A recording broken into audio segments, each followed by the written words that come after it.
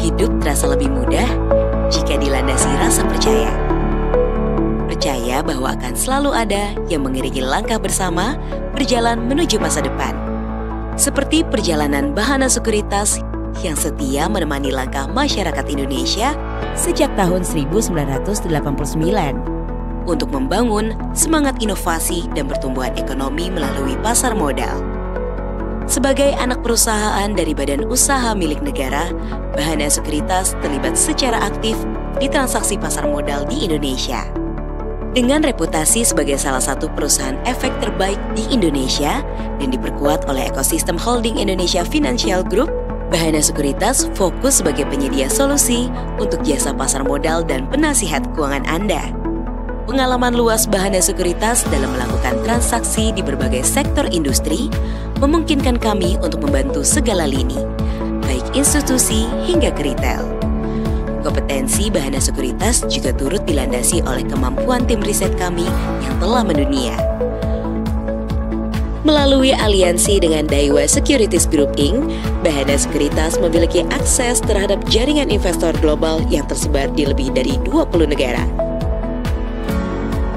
Berbagai penghargaan yang kami dapatkan tak lain merupakan bukti nyata atas kepercayaan para mitra dan investor yang turut berjalan bersama kami. Dilandasi dengan akhlak sebagai nilai perusahaan, Bahana Sekuritas berkomitmen untuk terus memberikan yang terbaik untuk Anda.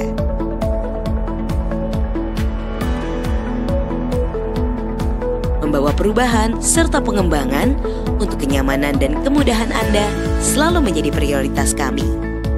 Kini, kami berjalan lebih jauh lagi, menembus batas ruang dan waktu, dan membawa investasi langsung ke tangan Anda.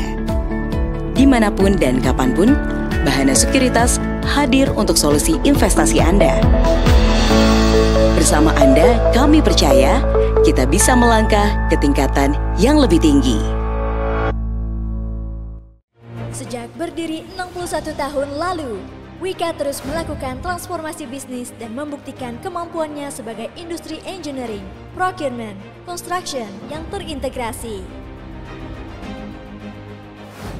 Memperbarui kompetensi dengan menggunakan teknologi terkini, Wika selalu berkomitmen untuk memenuhi apa yang dibutuhkan klien di era baru industri ini. Komitmen ini telah membawa Wika sukses dalam pertumbuhan yang signifikan secara berkelanjutan dan dihormati di pasar internasional. Membawa Wika beroperasi di beberapa negara yang tersebar di Asia, Pasifik, Timur Tengah, dan Afrika, didukung oleh cabang internasionalnya. Menerapkan strategi operasi yang unggul, Wika menciptakan sistem manajemen yang terintegrasi serta penerapan standar internasional di bidang kualitas, kesehatan, keamanan, dan lingkungan di era digital saat ini.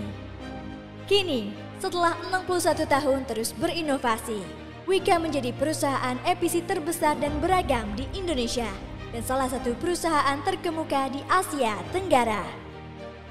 Wika, we build a better life. Ya, baik. Selamat pagi Bapak Ibu, teman DX semuanya. Selamat datang kembali di acara Emiten The Extraordinary bersama Bahana Sekuritas.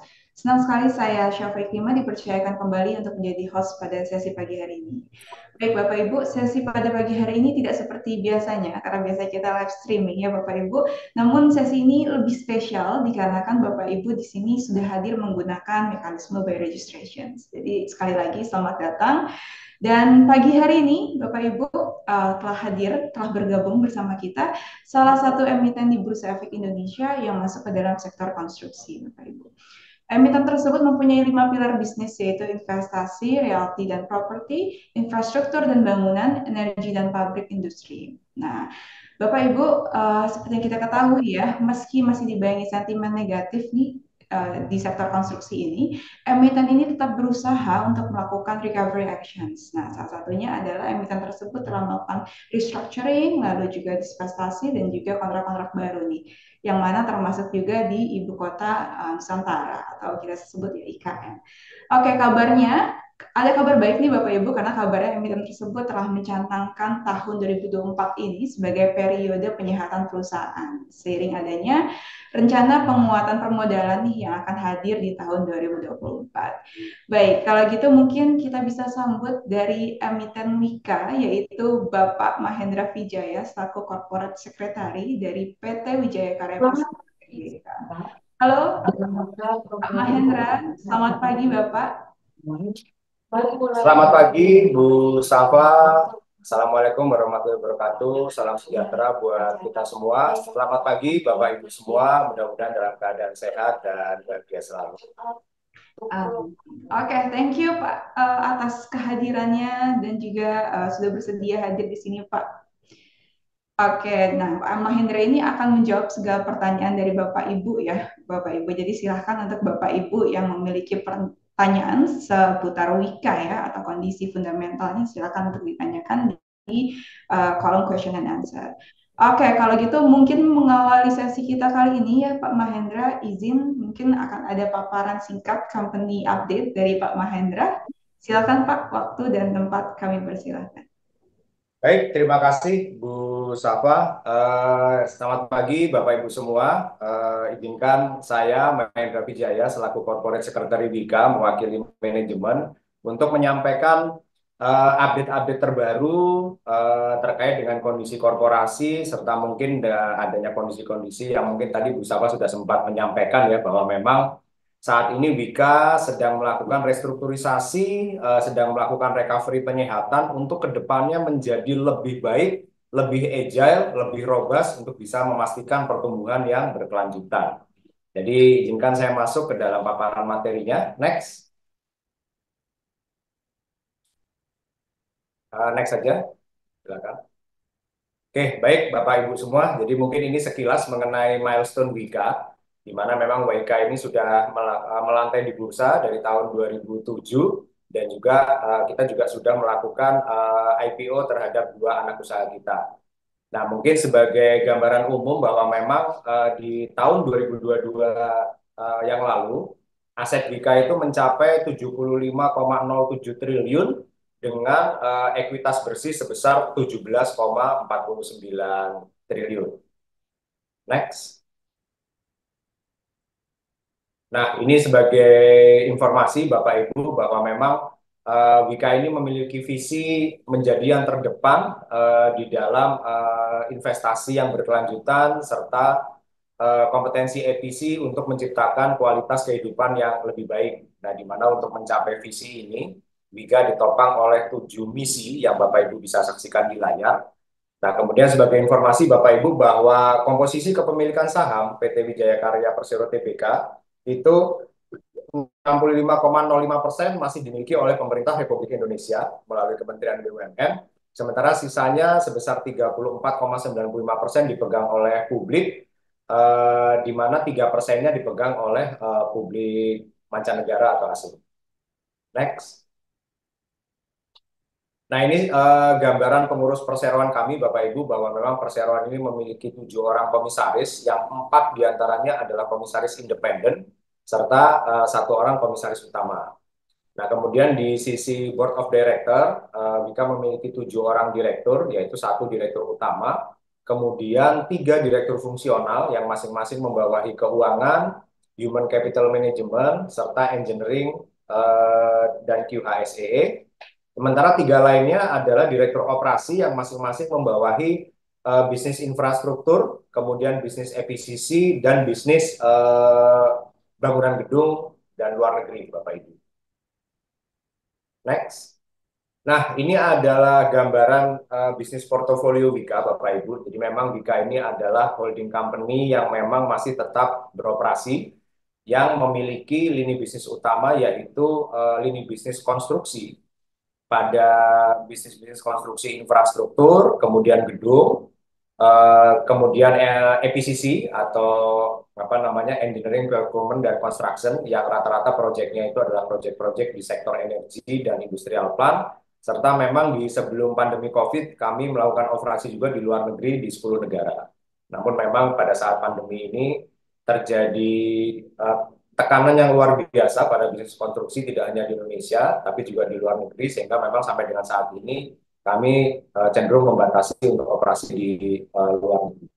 Nah, kemudian kami memiliki 8 anak usaha yang memang mereka bergerak di bisnis yang menopang industri konstruksi tersebut, dan 2 yang ada di sisi hilir bisnis konstruksi, yaitu 2 diantaranya sudah melakukan IPO, yaitu Wika Beton dan Wika Gedung, serta 6 lagi itu masih menjadi private company yang mayoritas sahamnya dimiliki oleh Wika. Ada Wika Realty yang bergerak di sektor properti dan hospitality, di mana sahamnya dipegang oleh Wika 72,5%. Kemudian Wika Bitumen yang bergerak di proses bisnis aspal aspal alam. Kemudian ada Wika Rekayasa Konstruksi yang bergerak di bisnis operation dan maintenance, serta Wika Industri Konstruksi yang bergerak di bisnis struktur baja, aluminium casting, dan plastik molding. Nah, kemudian ada 2 bisnis yang berada di sektor hilir industri konstruksi, yaitu Wika Serang Panimbang. Nah, Wika Serang Panimbang ini adalah satu-satunya BUJT yang saat ini dimiliki secara majoriti oleh Wika, serta satu lagi adalah Wika Tirta Jaya Jatiluhur yang bergerak di bisnis pemrosesan air bersih untuk kemudian dijual kepada para PDAM-PDAM yang ada di sekitar Jakarta, Kerawang, Bekasi, dan sekitarnya. Next. Nah, ini adalah 5 lini bisnis utama Wika, Wika Group, Bapak Ibu. Tadi mungkin Bu Safa sudah sempat menjelaskan sekilas di depan. Jadi memang dari 5 lini bisnis ini, 3 lini bisnis menjadi kontributor utama pendapatan perseroan. Nah, tentunya yang paling besar adalah bisnis infrastruktur dan building yang memberikan kontribusi 50% terhadap total revenue perusahaan, diikuti oleh industri penunjang konstruksi seperti beton pracetak, struktur baja, kemudian juga ada aluminium casting, kemudian juga ada pengolahan aspal alam dan sebagainya. Ini memberikan kontribusi kurang lebih sekitar 26%. Dan kemudian ketiga diikuti oleh bisnis konstruksi EPCC yang menyumbang kurang lebih sekitar 18%. Nah, memang dari 5 lini bisnis ini, bisnis properti dan investasi jangka panjang mengalami tekanan yang sangat berat pada saat pandemi COVID, Bapak Ibu, dan belum sepenuhnya recovery sampai dengan saat ini, sehingga memang bisnis-bisnis yang memang membutuhkan capital besar ini masih belum memberikan kontribusi yang signifikan. Dan inilah yang membuat kondisi Wijaya Karya saat ini mengalami tekanan yang cukup berat. Namun untungnya lini bisnis utama kami, 3 sektor tersebut masih bisa memberikan kontribusi laba kotor yang baik, sehingga mampu untuk membuat Wika tetap bertahan. Namun begitu, Wika harus melakukan restrukturisasi dalam hal mengurangi beban bunga, serta menanggulangi kerugian-kerugian yang memang itu berasal dari dampak pandemi COVID, Bapak Ibu. Next. Nah, ini sebagai gambaran Bapak Ibu bahwa Wika itu adalah salah satu pemain utama dalam penyelesaian proyek-proyek strategis nasional, di mana memang dari 134 proyek yang dikerjakan Wika sampai dengan akhir tahun 2023, itu 37 proyeknya adalah proyek strategik nasional dengan 5 proyek yang saat ini ada di IKN. Nah, semua proyek yang dikerjakan oleh Wika saat ini itu 90% memiliki pola kontrak pembayaran bulanan, sehingga memang setelah pandemi COVID dan apalagi khususnya di era restrukturisasi ini, Bapak Ibu, Wika tidak lagi mengambil proyek-proyek dengan pola turnkey atau pembayaran di belakang atau pola-pola KPBU. Jadi memang semuanya ini strategi ini kita lakukan dalam hal untuk memastikan perputaran kas perseroan supaya lebih cepat dan mengurangi kebutuhan pinjaman modal kerja yang itu menimbulkan beban bunga yang cukup tinggi.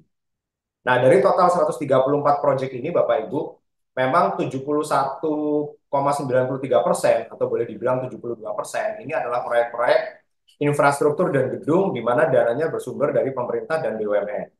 Nah, sisanya itu adalah proyek-proyek energi dan industrial plan. Nah, ini mayoritas pemiliknya adalah BUMN dan ada sebagian yang swasta, serta di sektor industri ada sebesar 12%. Next. Next. Nah, ini adalah sebagai gambaran Bapak Ibu beberapa proyek-proyek yang menjadi signature proyek kami. Itu ada proyek Tempino Jambi Tol yang itu menjadi bagian dari tol Trans Sumatera, namun ini porsinya didanai oleh pemerintah. Nah, ini sudah mencapai progres 50,3% Bapak Ibu. Kemudian ada lagi bendungan 3 di Haji, di mana bendungan 3 di Haji ini juga menjadi salah satu proyek strategis nasional dan sebagai salah satu bendungan yang dibangun oleh 48 menjadi salah satu bendungan dari total 48 bendungan yang telah dibangun oleh Bika. Jadi Bika ini membangun kurang lebih sekitar 20% dari total bendungan yang ada di Indonesia. Nah, kemudian yang di sebelah kanan, Bapak Ibu, ini adalah Palu Steam Power Plant, jadi salah satu proyek pembangkit tenaga listrik yang dikerjakan oleh Bika. Nah, ini adalah salah satu contoh bisnis efisiensi yang dikerjakan oleh Bika dengan total nilai 2 triliun dan sudah mencapai progres 87,3%. Next.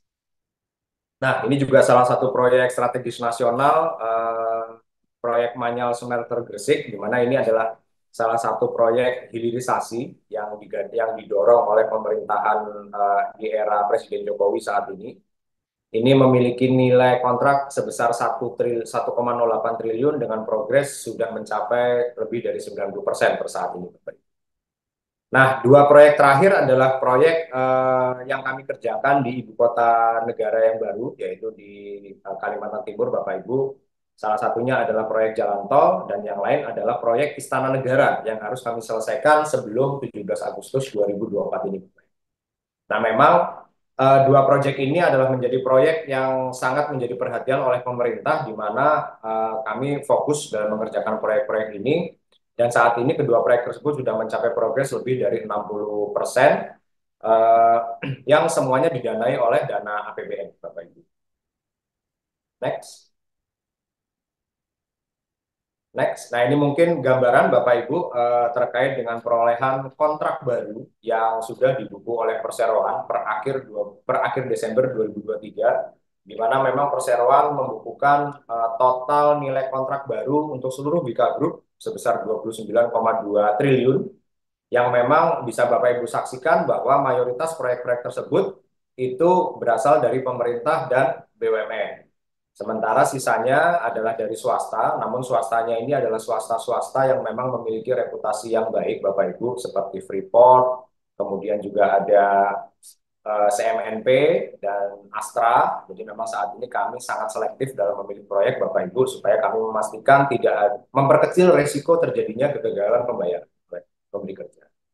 Nah, sebagai total order book saat ini, itu Wika sebesar 73,9 triliun yang kami bukukan di akhir Desember 2023, dengan mayoritas proyek adalah proyek-proyek infrastruktur dan gedung. Next. Nah, ini adalah gambaran financial performance, Bapak Ibu. Memang kami akui bahwa terjadi tekanan yang sangat berat dari sisi EBITDA, di mana memang EBITDA ini salah satu penyebabnya adalah kami harus juga sudah mulai membukukan kerugian atas salah satu proyek konsorsium investasi jangka panjang yang sedang dikerjakan Perseroan. Nah, memang ini menjadi tekanan yang cukup besar dari sisi gross profit margin dan EBITDA, Bapak Ibu, di mana EBITDA itu turun dari tadinya 11,3% menjadi 4,2%. Nah, memang peningkatan beban bunga atau penurunan ekuitas akibat adanya koreksi terhadap ekuitas kami mengakibatkan peningkatan gearing rasio sampai dengan 3,12 kali, Bapak Ibu. Next. Next. Nah, ini adalah informasi yang tadi sempat sampaikan di depan, bahwa perusahaan sedang fokus melakukan restrukturisasi yang memiliki prinsip 3 pilar, yaitu fokus kepada cash, kemudian melakukan operasi yang excellent, dan melakukan penyeimbangan portofolio. Nah, 3 pilar ini itu bertujuan untuk meningkatkan keberlanjutan bisnis serta memperbaiki kondisi likuiditas perseroan dengan strategi memastikan portofolio yang seimbang. Nah, untuk bisa menopang tiga pilar transformasi ini, Wika menerapkan Lean Organization yang saat ini menjadi semakin efektif di dalam organisasinya. Kemudian juga penerapan risk management yang semakin robust, kemudian juga semakin semakin rigid dalam melakukan evaluasi khususnya pada perolehan proyek-proyek baru dan didorong dengan penerapan digitalisasi yang masif untuk bisa memperbaiki sistem-sistem dan membantu melakukan problem solving dan pengambilan keputusan yang lebih baik. Nah, tentunya memang sesuai dengan value yang ada di dalam perseroan sendiri, yaitu akhlak, di mana semuanya ini memang eh, berdasarkan atau memiliki prinsip dari value korporasi, yaitu akhlak. Next.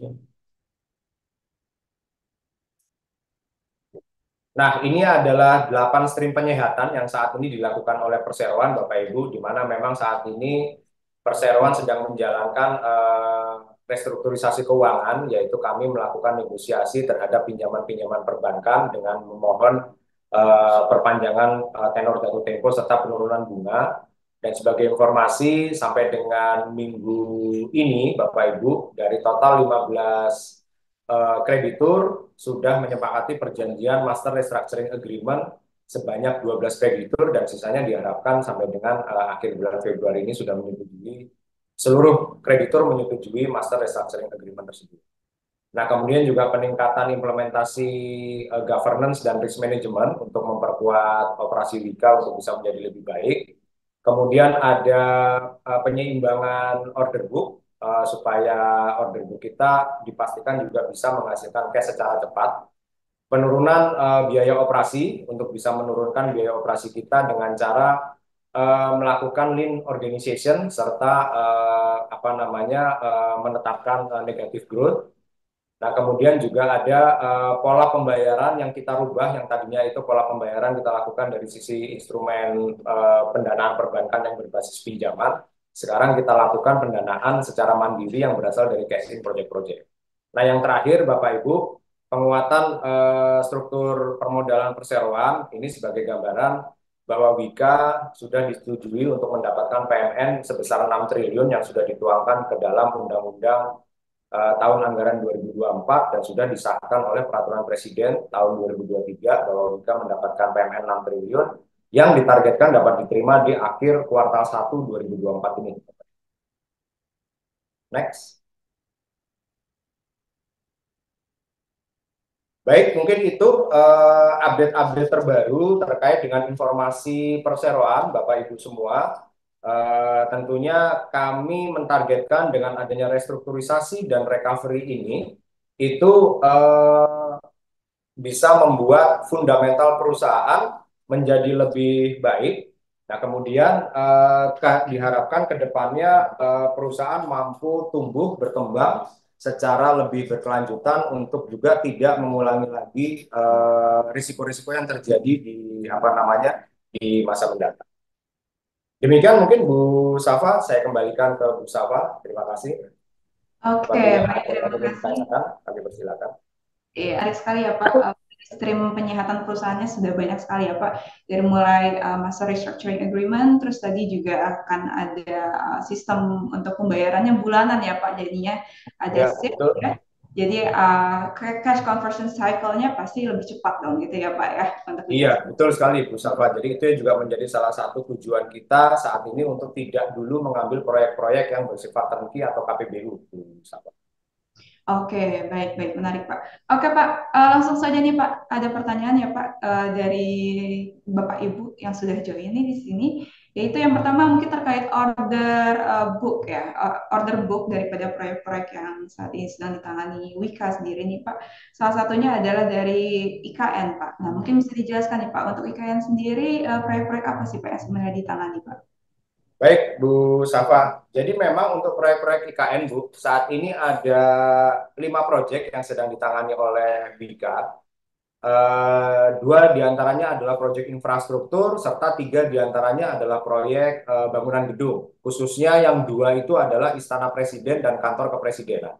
Nah, total dari perolehan kontrak dari proyek-proyek IKN kurang lebih sebesar 5 triliun, di mana memang seluruh proyek tersebut itu didanai oleh APBN, Bu Safa. Jadi Wika tidak melakukan investasi dan juga tidak melakukan konsorsium investasi untuk proyek-proyek IKN saat ini, karena memang kondisi Wika sedang dalam posisi apa namanya financial restructuring atau financial recovery, sehingga saat ini kami mengutamakan setiap operasi Wika itu untuk bisa melakukan cash recycling dengan cepat.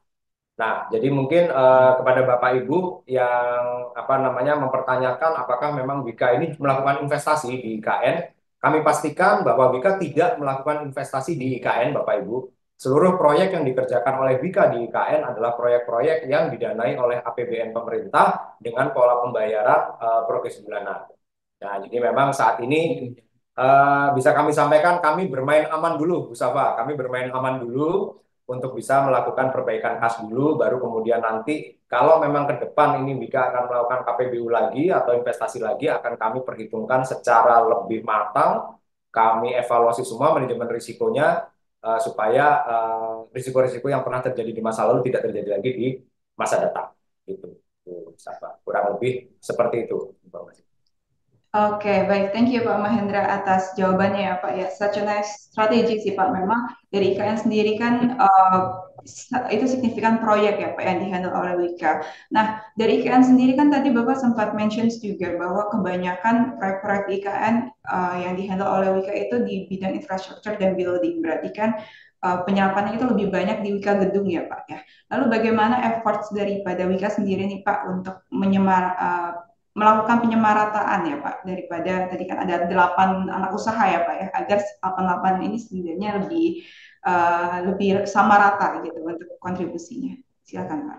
Oke, baik Bu Safa. Jadi memang Bu, dari 8 anak perusahaan yang ada di Wika, itu strategi Wika Group saat ini adalah memastikan bahwa 8 anak usaha tersebut memiliki stream bisnis yang berbeda dengan apa namanya dengan Wika Indo.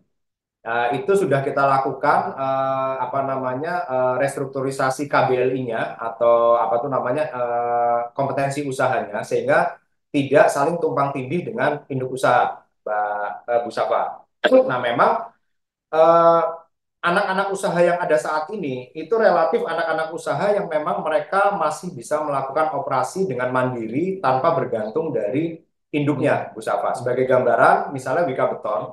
Wika Beton itu eh, apa namanya internal transaction-nya itu tidak mencapai 20%. Nah, sisanya mereka melakukan bisnis dengan apa namanya dengan klien-klien eksternal. Demikian juga Wika Gedung. Wika Gedung ini hampir dibilang tidak ada proyek Wika Induk yang dikerjakan oleh Wika Gedung.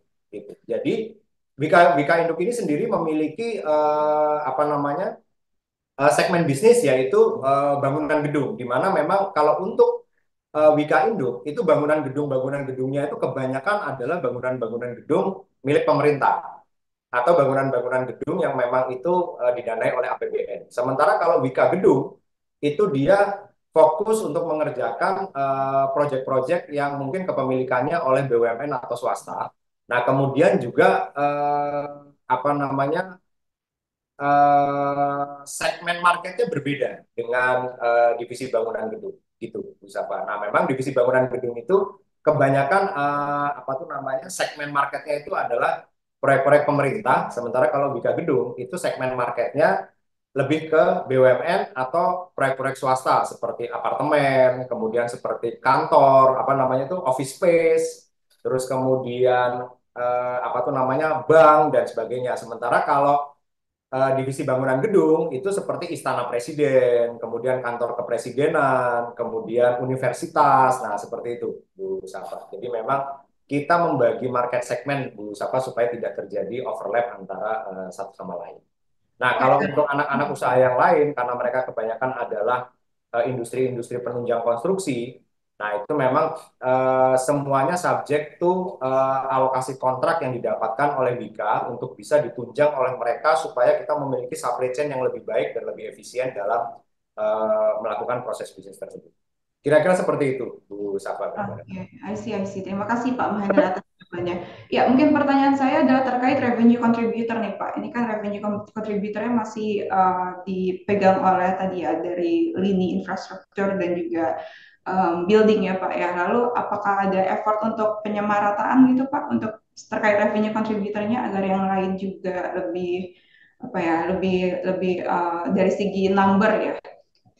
Ya, baik Bu Safa. Jadi memang begini Bu, karena memang Wika ini saat ini sedang fokus untuk bisa melakukan perbaikan likuiditas ya. Nah, memang perputaran cash yang cepat itu didapatkan dari proyek-proyek yang memiliki pola pembayaran bulanan. Nah, pola pembayaran bulanan itu kebanyakan didapatkan dari proyek-proyek milik pemerintah, yaitu APBN. Nah, karena proyek-proyek pemerintah atau APBN ini kebanyakan adalah proyek-proyek infrastruktur dan gedung, makanya terjadi pergeseran portofolio nih Bu Safa. Dari tadinya di tahun 2019, proyek pemerintah ini hanya sebesar kurang lebih 30% dari total portofolio Wika. Di tahun 2023 ini, itu portofolio proyek pemerintah dan apa namanya proyek pemerintah untuk infrastruktur dan gedung itu naik drastis menjadi 70% lebih. Oke. Nah, sebenarnya pertimbangannya itu sih, Bu Safa. Nah, sementara kalau proyek-proyek efisiensi, sebenarnya kita menginginkan adanya peningkatan juga nih di apa kontribusi dari proyek-proyek efisiensi. Apalagi proyek itu besar-besar biasanya kalau efisiensi. Nah, cuman pemberi kerja efisiensi ini tidak semuanya menerapkan pola kontrak dengan eh, progres bulanan.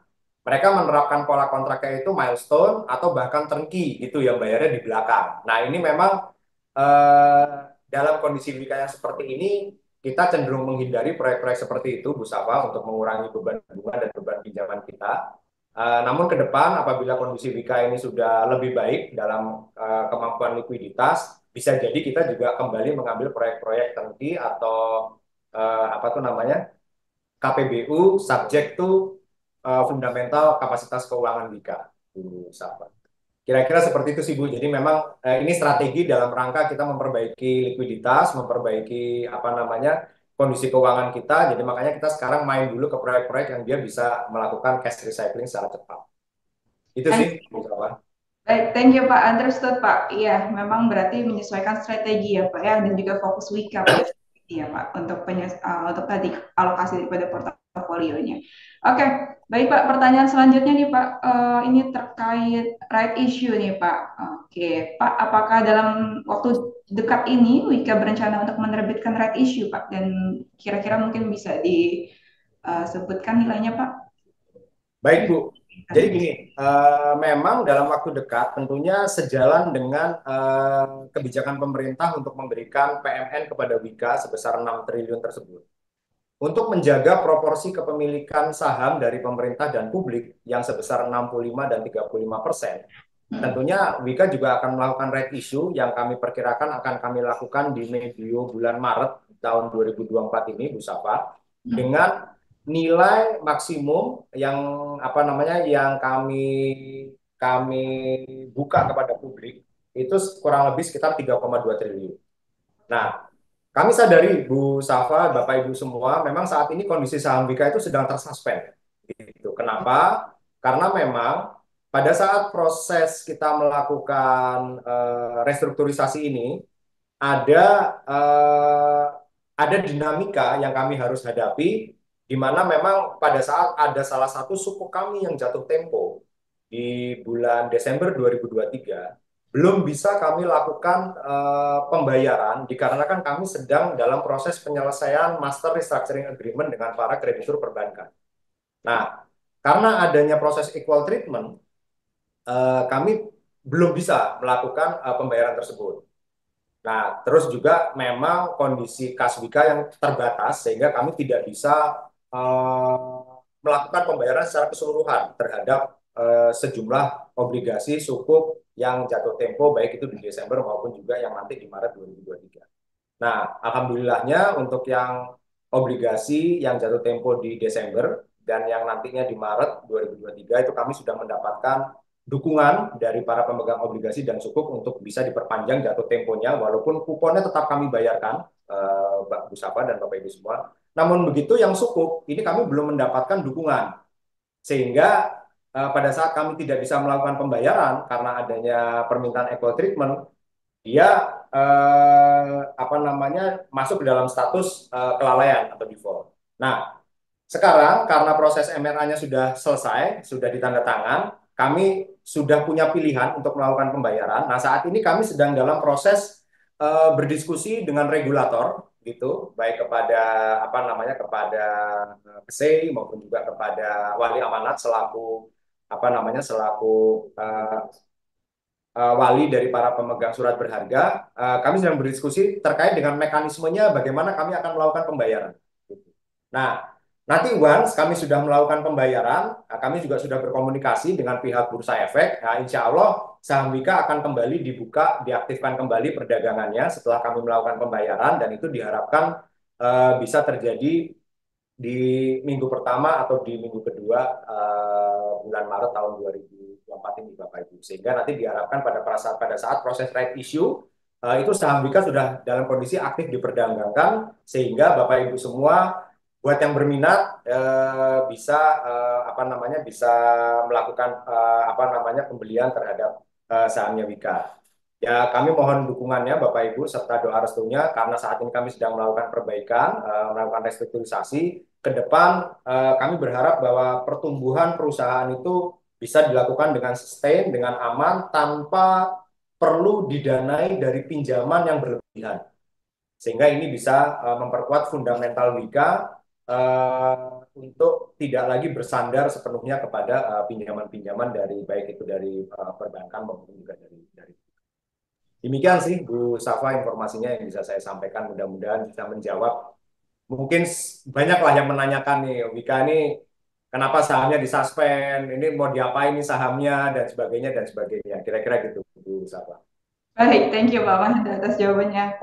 Memang karena ini Pak, banyak yang kepo itu karena banyak yang pegang saham Wika Pak Mahendra Betul, Pak. betul.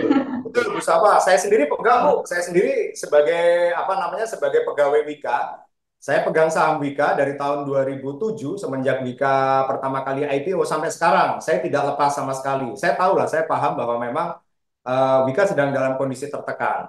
Tapi saya sebagai orang dalam Wika, saya meyakini bahwa ke depan itu Wika akan membaik sehingga saya tidak melakukan penjualan Bu sama sekali terhadap saham Wika yang saya pegang gitu. Walaupun nilainya nggak banyak ya Bu, nilainya nggak banyak. Tapi saya yakin lah bahwa ke depan itu akan jadi bekal pensiun saya tuh Bu Safa kalau seandainya ke depan Wika kondisinya membaik.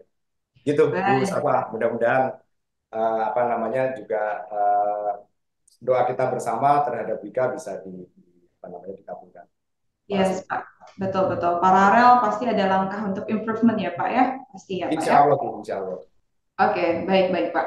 Oke, Pak, mungkin agar Bapak Ibu di sini percaya gitu Pak terkait tadi ya untuk right issue. Mungkin bisa dielaborate lebih Pak terkait tujuan daripada right issue dari Wika sendiri. Lalu terkait tadi PMN ya Pak ya yang sebesar 6 T itu dari pemerintah.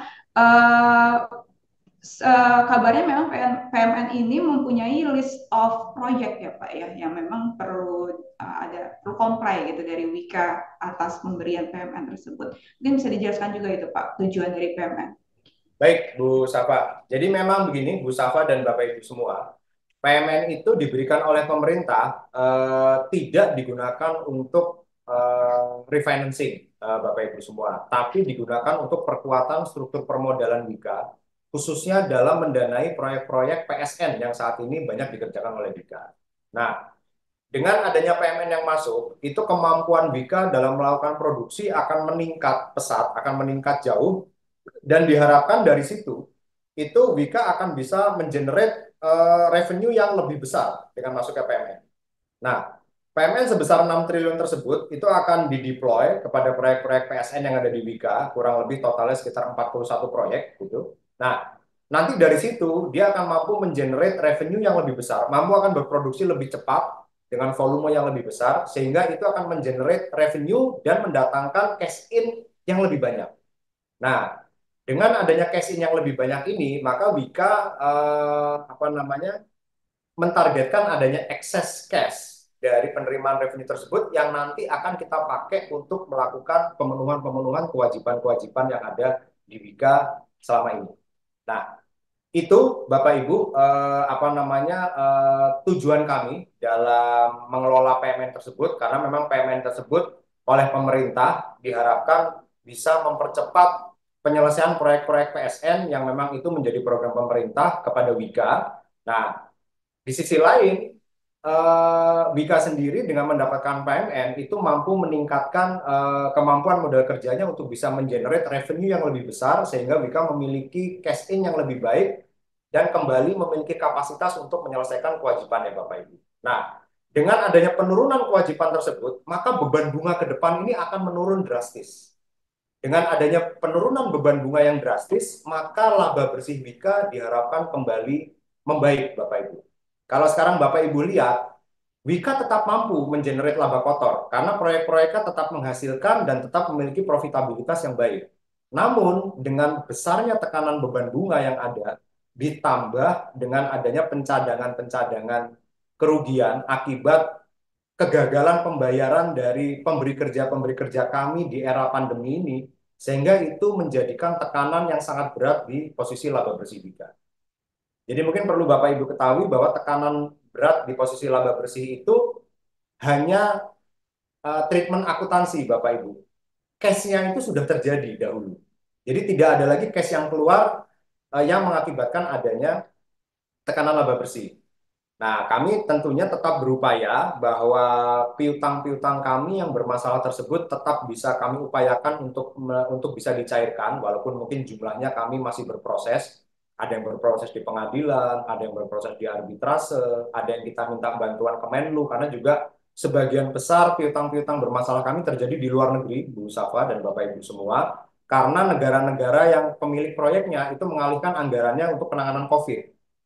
Nah, dengan adanya pengalihan anggaran itu mereka tidak memiliki kemampuan untuk membayar proyeknya Wika di luar negeri gitu. Nah, ini yang menyebabkan terjadinya piutang bermasalah yang saat ini sedang kita upayakan melalui jalur pengadilan internasional. Namun begitu pencadangannya kami lakukan duluan supaya treatment akuntansinya lebih konservatif Bapak Ibu.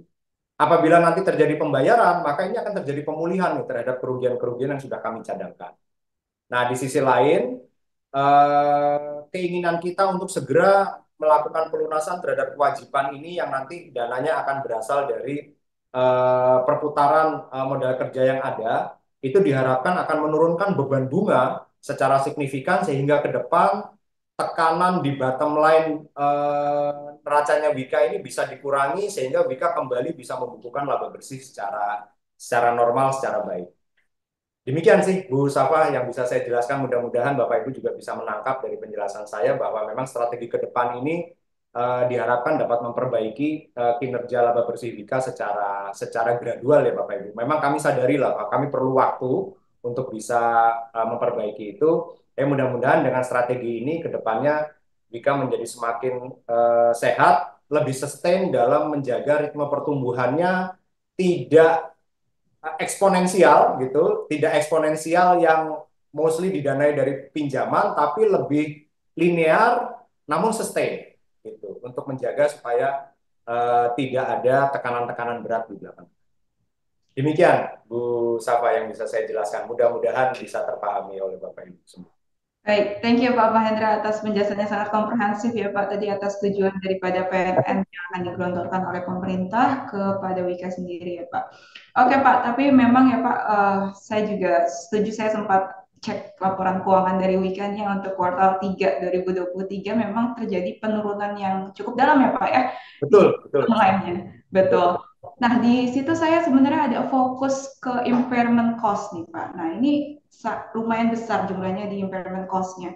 Nah, ini atas apa Pak? Driver apa nih yang mendukung impairment cost ini Ya. lebih besar seperti itu? Apakah estimated cost-nya jadi naik atau change in market mungkin Pak dari price proyeknya? Oh, jadi ini Bu Safa, impairment cost itu adalah yang tadi saya jelaskan Bu. Impairment cost itu adalah pencadangan akibat piutang-piutang Wika yang bermasalah. Gitu. Jadi yang tadi saya jelaskan bahwa pada saat pandemi COVID itu banyak pemberi kerja kami itu yang mengalami tekanan di kemampuan pendanaannya sehingga mereka tidak bisa memenuhi capex-nya. Nah, sementara Wika ini adalah kontraktor yang proyek-proyeknya itu rata-rata didanai dari capex pemberi kerjanya atau capexnya owner, itu ownernya proyek. Nah, pada saat terjadi pandemi, owner-owner ini kehilangan kemampuan pendanaannya terhadap proyek, gitu. Nah, sebagian besar dari proyek-proyek tersebut itu memiliki pola pembayaran itu turnkey atau milestone, di mana Wika itu ngerjain duluan, bayarnya belakangan. Nah, giliran proyeknya udah hampir jadi, ownernya nggak bisa bayar gitu, karena mereka kehilangan kapasitas pembayarannya akibat pandemi. Nah, disinilah terjadi piutang bermasalah nih, Bu Safa. Nah, itu bukan hanya terjadi di Indonesia, tapi juga terjadi di luar negeri, gitu. Bahkan di luar negeri itu nilainya cukup besar, gitu. Nah, sehingga dampak pandemi ini, walaupun sekarang pandeminya sudah hilang, tapi pemberi kerja kami masih belum juga mampu melakukan pembayaran nih terhadap apa namanya terhadap piutang-piutang kami yang bermasalah gitu. Nah, dan juga selain piutang yang bermasalah, juga ada terjadi dispute atau klaim akibat kondisi COVID di mana kami mengalami penurunan produktivitas akibat adanya PPKM, kemudian juga akibat adanya pembatasan-pembatasan mobilisasi pekerja, kemudian kesulitan mendatangkan material dan sebagainya yang mengakibatkan cost of run di beberapa proyek. Nah, cost of run ini eh, kami lakukan pengupayaan kepada badan-badan independen seperti badan arbitrase, kemudian juga pengadilan, kemudian juga BPKP dan sebagainya. Namun begitu tidak semuanya terakomodir, Bu Safa dan Bapak Ibu semua. Nah, residu terhadap tagihan klaim yang memiliki masalah inilah yang harus kami cadangkan sebagai kerugian, Bu Safa. Selain daripada apa tuh namanya, selain daripada pencadangan-pencadangan akibat piutang yang memang tidak bisa ditagihkan. Nah, ini Bu Safa, apa namanya dasar kami melakukan impairment itu, Bu Safa. Jadi pada saat kami apa namanya merasa bahwa piutang ini akan berproses secara panjang untuk bisa dilakukan penagihan, maka kami melakukan pencadangan duluan. Jadi ini, Bu Safa, jadi ini terjadi akibat itu, bukan karena ada kenaikan harga material, karena itu bukan, tapi lebih kepada pencadangan kami terhadap piutang-piutang yang kami tengarai bermasalah dan kemungkinan pencairannya ini akan butuh proses yang panjang. Gitu kira-kira, Bu Safa. Inilah yang menjadi penyebab impairment-nya, Bu. Oke, thank you sekali Pak. Udah diklarifikasi ya Pak ya. Ternyata bukan dari work in process ya, prosesnya atau dari tadi ya, dari market value-nya yang turun ya Pak ya. Tidak karena Iya, itu memang dari piutangnya yang bermasalah ya Pak ya. betul, betul, Bu. Oke, baik. Jadi memang dari Wika sendiri itu masih menanggung beban ya Pak ya dari sejak COVID ya sampai Iya, sekarang. betul, Bu. Gitu. Dan ditambah lagi dengan adanya beban bunga. Nah, beban bunga ini akibat pinjaman-pinjaman yang memang kami lakukan untuk pendanaan investasi jangka panjang. Nah, sementara investasi jangka panjang ini belum menghasilkan sekarang, tapi beban bunganya udah keluar duluan. Nah, ini yang memang kami harus lakukan restrukturisasi Bu terhadap beban bunga ini. Karena kalau tidak, beban bunga ini akan terus-terusan dibayar dari laba kotor proyek-proyek konstruksinya. Ya. Nah, ini jadi tidak tercipta prinsip matching cost di sini. Nah, inilah yang memang harus kami restrukturisasi. Beban bunganya kami tendang ke belakang. Terus kami juga minta penurunan apa namanya penurunan persentase bunga supaya laba kotor yang dihasilkan oleh proyek itu bisa terrealisasi menjadi laba bersih secara proporsional lebih baik. Memang beban bunga tetap akan ada ya, Bu Safa dan Bapak Ibu semua ke belakang, tapi kami mengupayakan supaya beban bunga itu terus menurun, ditambah dengan selecting proyek-proyek kami sekarang yang sangat hati-hati untuk memastikan bahwa setiap pemberi kerja kami itu sudah memiliki financial closing yang bisa diandalkan untuk mencegah jangan ada lagi impairment ke depan gitu bisa Pak. Makanya kami maunya ngerjain proyek itu yang dibayar bulanan Iya, iya. supaya kami pastikan setiap progres kami di setiap bulan itu terbayar. Kalau ownernya nggak bisa bayar itu kami berhenti aja gitu. Gitu Oke, kira-kira Bu sama gambarannya. baik. Sekarang lebih tegas ya Pak ya, lebih firm ya. Iya Bu, gitu karena ya kami saat ini sedang dalam kondisi restrukturisasi, jadi kami ya memang harus tega juga nih ke pemberi kerja Betul. gitu. Kalau enggak nanti kami yang akan selalu menjadi korban gitu. Betul, Gitu. understood Dan Pak. nanti ya para pemegang saham juga nanti yang akan merasakan dampaknya ya kalau kami tidak tegas gitu dalam melakukan proses bisnis. Iya, betul betul. Namun pastinya sudah dilakukan ya Pak upaya-upaya klaim piutang tadi ya dari pengadilan, dari proses arbitrage ya Pak ya Betul, pastinya. betul Bu Safa. Kalau untuk pengupayaannya tetap kami lanjutkan Bu. Kami tidak berhenti untuk Oh, pengupayaannya, hanya pencadangannya kami lakukan duluan. hmm. Kalaupun nanti Oke, ada pembayaran, ya itu nanti akan jadi pemulihan Bu Safa. oke. Baik Pak. Mungkin pertanyaan selanjutnya nih Pak, bagaimana strateginya Wika nih Pak agar hal tersebut tidak terjadi dari 2024? Karena memang kan di 2024 ini ada angin segar juga nih Pak. Diprediksi kan suku bunga akan turun nih. BI akan memangkas suku bunganya. Gimana pandangan dari Wika? Thank you Pak. Baik, Bu Safa. Jadi memang ini suatu kabar baik ya Bu, bahwa suku bunga akan turun gitu ya. Tapi memang kami tetap mengupayakan bahwa seluruh modal kerja kami itu semaksimum mungkin kami dapatkan dari penerimaan cash in kami, Bu. Kami tetap berusaha seminimal mungkin apa namanya melakukan kebutuhan modal kerja yang dari pinjaman. Kenapa begitu? Karena beban bunga kami masih tinggi gitu. Walaupun ini sudah dilakukan restrukturisasi kan, tapi tetap ke belakang kami tetap harus memenuhi itu walaupun sudah dipotong gitu ya. Tapi dengan kondisi seperti ini kami tetap akan fokus melakukan pekerjaan itu dengan cara cash in secara mandiri dengan modal kerja mandiri. Kecuali untuk bank garansi ya Bapak Ibu, bangga. Jadi proses konstruksi ini, bisnis konstruksi ini adalah bisnis yang tidak bisa lepas dari perbankan sebenarnya Bapak Ibu. Kenapa? Karena kami membutuhkan bank garansi. Nah, bank garansi ini kami butuhkan untuk menjamin proyek-proyek kami kepada pemberi kerja. Sifatnya non cash loan. Nah, tapi untuk liquid cash itu kami upayakan seminimal mungkin yang berasal dari pinjaman atau kalau bisa sebaiknya tidak usah ada. Jadi semuanya dikerjakan dari cash in mandiri. Itulah memang apa namanya saat ini kami fokus mengerjakan proyek-proyek khususnya dari pemerintah ya Bu Safa dan Bapak Ibu semua karena proyek pemerintah ini dia dan didanai dari APBN atau BUMN-BUMN atau swasta-swasta besar yang kami pastikan dia sudah memiliki financial closing untuk mendanai proyek yang diberikan kepada kami. Kami bekerja sama dengan lembaga penilai atau pemerating untuk bisa menilai kemampuan kapasitas pendanaan pemberi kerja. Kalau mereka memang ditengarai masih berisiko terhadap pendanaannya, kami lebih baik tidak usah ambil proyeknya.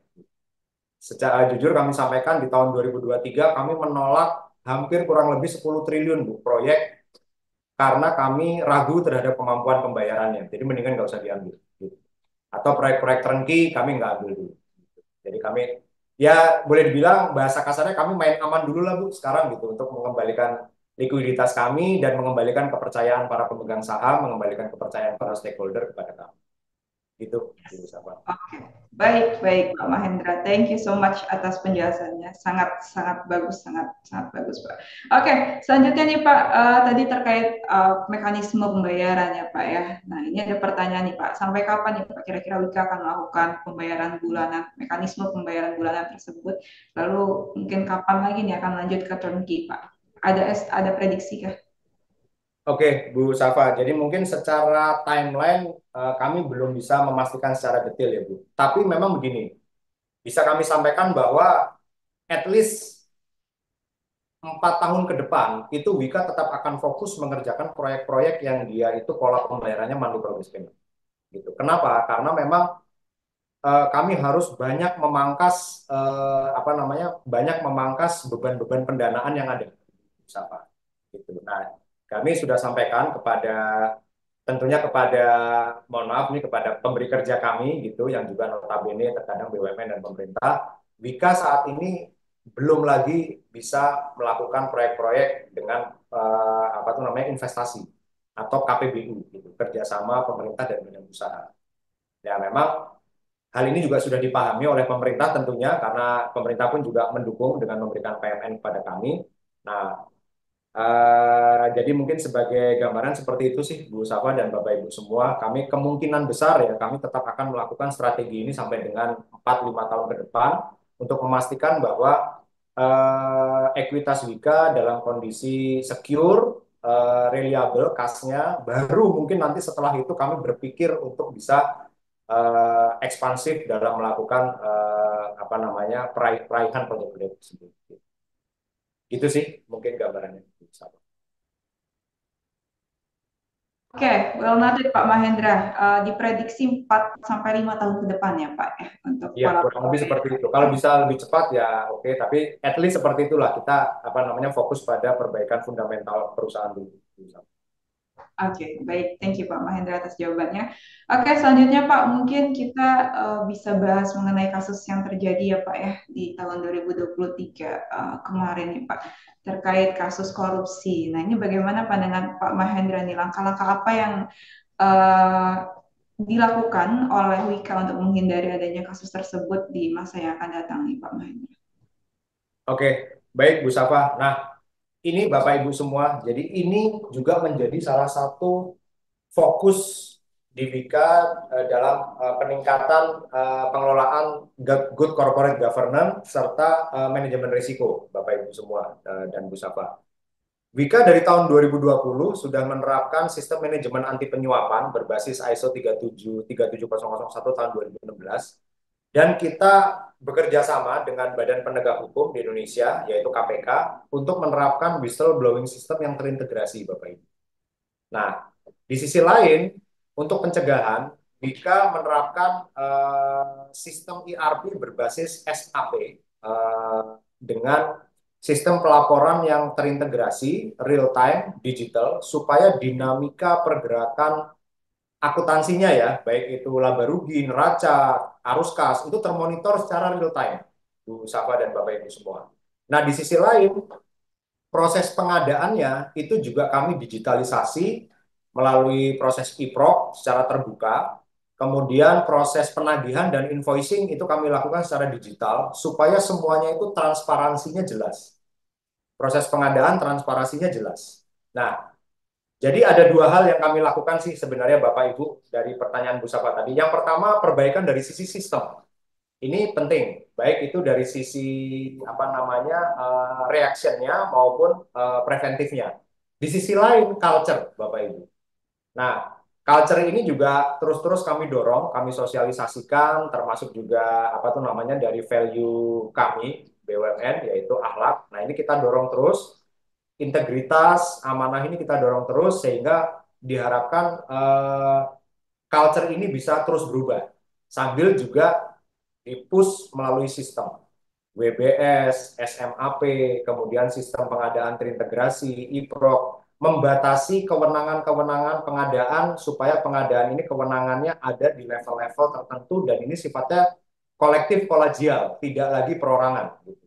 Sebenarnya dari dulu Wika selalu menerapkan pola pengambilan keputusan yang kolektif kolegial, tidak perorangan.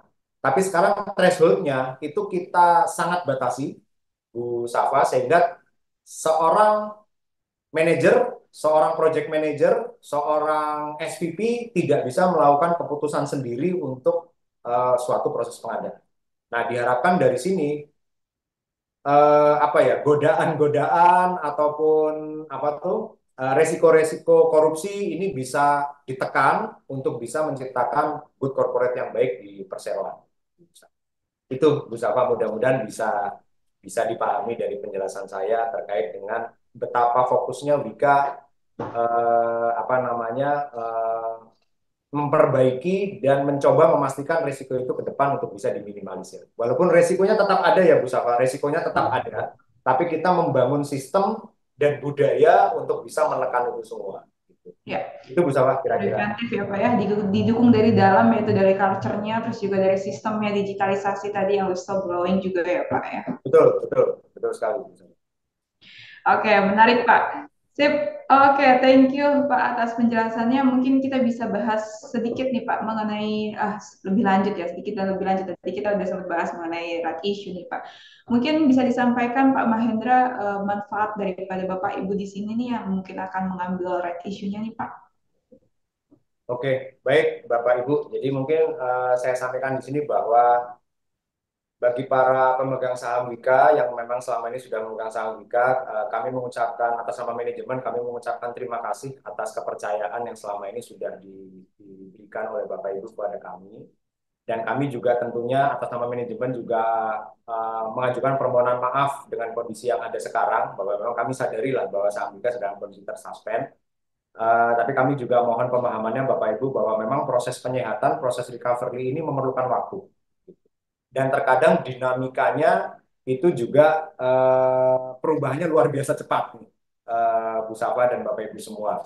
Nah, namun dari apa yang sudah saya sampaikan ke Bapak Ibu semua, kami saat ini berusaha menjamin bahwa setiap langkah restrukturisasi dan perbaikan itu terlaksana dengan baik, dengan disiplin, dengan sistem yang lebih robust, dengan implementasi budaya dan apa tuh namanya sistem-sistem yang lebih ketat untuk bisa menjamin bahwa setiap proses bisnis yang dilakukan di Wika ini dilakukan dengan cara yang sehat dan dengan apa namanya langkah-langkah yang prudent. Dengan kami saat ini melakukan proses bisnis yang lebih aman dengan implementasi manajemen risiko yang lebih baik, saat ini kami berusaha memperbaiki fundamental kami. Sebagai salah satu contoh yang mungkin tadi tidak sempat kami sampaikan di dalam materi bahwa di akhir tahun 2022 itu cash operasi Wika, arus kas operasi Wika itu minus 3 triliun Bapak Ibu. Tapi di bulan September 2023 itu arus kas operasi Wika Induk itu berhasil membukukan positif sebesar 150 miliar. Gitu. Nah, memang progres perbaikannya terlihat Bapak Ibu, tapi belum bisa memberikan dampak yang signifikan. Nah, kami perlu waktu itu. Nah, dalam kami melakukan proses ini, kami juga sangat membutuhkan dukungan Bapak Ibu. Tapi kami yakini ke depan itu kinerja Wika akan membaik, kinerja Wika akan apa namanya akan lebih robust, lebih reliable. Dengan tambahan PMN ini juga tentunya akan meningkatkan ekuitas Wika sehingga diharapkan harga apa namanya itu namanya PBVG Wika juga akan meningkat gitu. Saya sendiri sebagai pemegang saham Wika juga, saya sih meyakini bahwa ke depan Wika akan menjadi lebih baik sehingga saham yang saya pegang itu akan kembali naik seperti waktu-waktu sebelumnya. Walaupun memang perlu waktu, Bapak Ibu, perlu waktu. Demikian sih, Bu Safa yang bisa saya sampaikan gitu. Namun kembali seluruh pertimbangan yang menjadi pertimbangan kita semua untuk bisa apa namanya untuk bisa mengevaluasi itu dan kami tentunya sebagai perusahaan terbuka kami akan terus mengupdate informasi-informasi yang diperlukan oleh para stakeholder dan apabila ada pertanyaan-pertanyaan divisi investor relation kami dengan senang hati akan menjawab pertanyaan. Demikian Baik. Bu Safa yang bisa saya sampaikan. Baik, terima kasih Pak Mahendra atas penjelasannya tadi ya Pak ya, dan beberapa pertimbangannya ya Pak yang Bapak tadi sampaikan kepada Bapak Ibu nih yang sudah join. Oke, baik Pak Mahendra, mungkin apakah bisa kami mendapatkan timeline-nya nih Pak terkait jadwal penyelesaian restrukturisasi maksud saya. Maksudnya penyelesaian restrukturisasi right issue-nya atau untuk lendernya Bu? Untuk right issue-nya Pak. Oh, untuk right issue-nya. Nah, untuk right issue-nya itu kami mentargetkan itu di pertengahan Maret 2024, Bu Safa. Kenapa? Karena PMN kami sesuai dengan Undang-Undang Tahun Anggaran 2024 yang kemarin disahkan di Desember 2023, itu tertulis jelas Bapak Ibu, Bu Safa, bahwa PMN-nya itu akan diturunkan ke Wika selambat-lambatnya di kuartal 1 2024. Nah, sejalan dengan itu, kami kan akan melakukan right issue juga gitu. Jadi pastinya itu nanti waktunya akan bersamaan, yaitu di minggu kedua sampai minggu ketiga Maret 2024, Bu Safa. Kurang lebih seperti itu, Bu, timeline untuk right issue-nya. Oke, baik. Berarti ada sebulan lagi ya Pak ya. Ini sekarang Iya, Februari. betul. Saat ini kita progresnya sedang rek 2 di OJK, Bapak Ibu, Bu Safa, mohon doanya, mohon supportnya supaya nanti proses registrasi ini berjalan baik, sehingga sejalan dengan itu kami juga akan mengupayakan pembayaran terhadap sukuk yang kemarin kami melakukan apa namanya yang pada saat ini statusnya sudah dalam posisi default sehingga saham juga bisa segera dilepas kembali. Demikian, Bu Safa. Baik. Terima kasih banyak Pak Mahendra atas penjelasannya Pak. Wah, sudah cukup jelas nih ya Pak ya, tadi terkait kondisi Wika sendiri, lalu juga tadi upaya-upaya apa saja yang sudah dilakukan Wika nih untuk penyehatan perusahaannya ya Pak ya. Mungkin sebelum kita akhiri nih Pak Mahendra, mungkin ada sepatah dua patah kata dari Pak Mahendra untuk para investor, Bapak Ibu teman DX semua di sini Pak.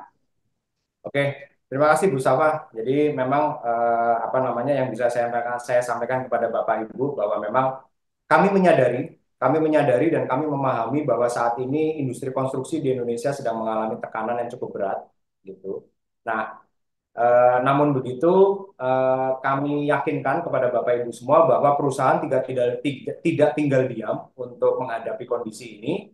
Kami melakukan langkah-langkah perbaikan, kami melakukan langkah-langkah restrukturisasi, transformasi untuk menjadikan ke depan BIKA ini memiliki keberlanjutan yang baik terhadap pertumbuhan dan kesehatannya, gitu. Bersandar daripada proses bisnis perseroan yang sehat, tidak melakukan investasi atau melakukan proses bisnis yang padat modal dalam jangka panjang, tapi kami memastikan proses-proses bisnis yang bisa melakukan cash recycling dengan cepat, sehingga dengan itu harapannya likuiditas BIKA akan segera membaik untuk bisa melakukan kinerja yang lebih baik ke masa depan. Memang perlu waktu, Bapak Ibu, kami sadari bahwa ini perlu waktu, tapi dari roadmap yang kami buat ya ke depan, kalau semua ini berjalan baik, tidak ada tidak ada perubahan dinamika ekonomi secara makro, tidak ada lagi perang misalnya yang akan mengakibatkan harga-harga material melambung tinggi, tidak ada lagi pandemi misalnya seperti itu, ya mudah-mudahan ini semua bisa kita lakukan dengan baik dan mengembalikan kepercayaan dari para stakeholders. Demikian Bu Safa dan Bapak Ibu semua, saya kembalikan ke Bu Safa. Baik, wah terima kasih Pak Mahendra. Memang company sudah berupaya sedemikian rupa ya Pak ya tadi untuk mengembalikan lagi kepercayaan daripada shareholder-nya. Namun memang kita tidak bisa pungkiri adanya juga macroeconomic risk ya Pak ya, yang semoga aja tidak terjadi di tahun 2024 ya, yang mana Amin, nantinya. amin Bu. Amin Pak. Semoga cuma ada angin segar aja ya Pak ya, katalis positif. Iya, betul. Pak ya. Amin Bu. Kita mengharapkan angin segar lah, angin segar, udara yang sejuk, udara yang bersih gitu Udara yang supaya bersih. bisa lebih sehat. Betul, Pak. Karena kan Wika sendiri juga dikenal sebagai emiten yang memang bereputasi ya Pak dalam pengerjaannya di proyek-proyek besar ya Pak ya tentunya. Ya, betul. Oke, baik kalau gitu mungkin kita bisa akhiri sesi kita hari ini nih Pak Mahendra. Terima kasih banyak atas waktunya, kesempatannya yang diberikan kepada Bahana Sekuritas. Thank you so much sudah share tentang update-nya ya, kondisi terkini daripada Wika sendiri. Terima kasih banyak saya ucapkan juga kepada Bapak Ibu yang telah join hadir di sini, sudah regis. Terima kasih banyak. Kalau gitu mungkin kita bisa akhiri sesi kita kali ini. Demikian, saya Syafa Iklima, pamit undur diri. Terima kasih banyak dan sampai bertemu lagi di sesi kita selanjutnya. Thank you Bapak Ibu semuanya. Thank you Terima Pak kasih Bu Mahendra. Safa, terima kasih Terima Bapak kasih Ibu semua atas waktunya. Mudah-mudahan sehat selalu, diberikan kebahagiaan dan perlindungan dari Tuhan Yang Maha Esa. Terima kasih. Amin. Sehat selalu Pak, sehat selalu. Thank you.